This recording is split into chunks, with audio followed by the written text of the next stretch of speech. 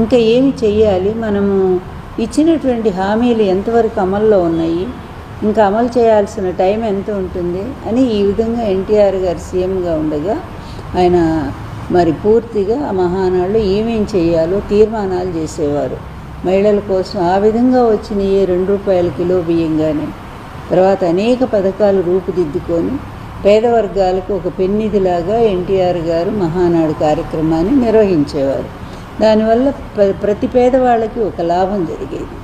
అట్లాంటి మహానాడిని తండ్రి కొడుకులు ఈరోజు ఎంత భ్రష్టు పట్టించారంటే, ఎంత బోరుగా ఉంది ఆ కార్యక్రమం. జనాలు కూడా ఆఖరికి వాళ్ళ పార్టీ వాళ్ళు కూడా రాకుండా అక్కడ జెండాలు తగలబెట్టుకునే పరిస్థితిని కూడా మనం చూసాం. అక్కడ తెలుగుదేశం జెండాను తెలుగుదేశం వాళ్ళే తగలబెట్టారు.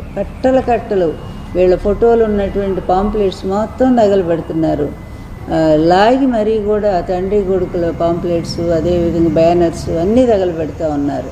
ఇది వీళ్ళ మహానాడు. ఏదో చేయబోయి అయ్యవారిని చేయబోతే కోతి అయ్యిందన్నట్టు సామెతగా ఈరోజు మహానాడు పేరుతో అభాసు పాలయ్యారు. ఇక వీళ్ళ గొప్పలు ఎలా ఉన్నాయంటే అవి మామూలుగా లేవు. ఏంటి, మా 6 సూత్రాల కాదు, అంతకుముందు మరి సూపర్ 6 ఏమో తండ్రి చెప్పాడు, ఈయనేమో అదే దాన్ని 6 ఫార్ములాన ఏదో పేరుతో లోకేష్ అనౌన్స్ చేస్తూ ఉన్నాడు. ఏంటంటే అవి యువతకు ప్రాధాన్యత ఇవ్వటం, కార్యకర్తలకు ప్రాధాన్యత ఇవ్వటం, మహిళలకు అందులో కొత్తదనం ఏమన్నా ఉందా? మీ నాన్నగారి ఎలక్షన్స్ ముందు ఇచ్చినటువంటి అవి ఎంతవరకు ఇంప్లిమెంట్ చేశారు మీరు? అది కదా చెప్పాల్సింది. మేము ఇప్పటి వరకు కూడా ఇదిగో ఇన్ని పథకాలు మేము ఎలక్షన్స్ ముందు ప్రజలకు మాట ఇచ్చాము, వచ్చిన తర్వాత ఇవి మేము చేశాము అని చెప్పాలి కదా. అమ్మఒడి లేదు, అమ్మఒడి బదులు మాతృవందనం అని పెట్టారు, అది పోయింది.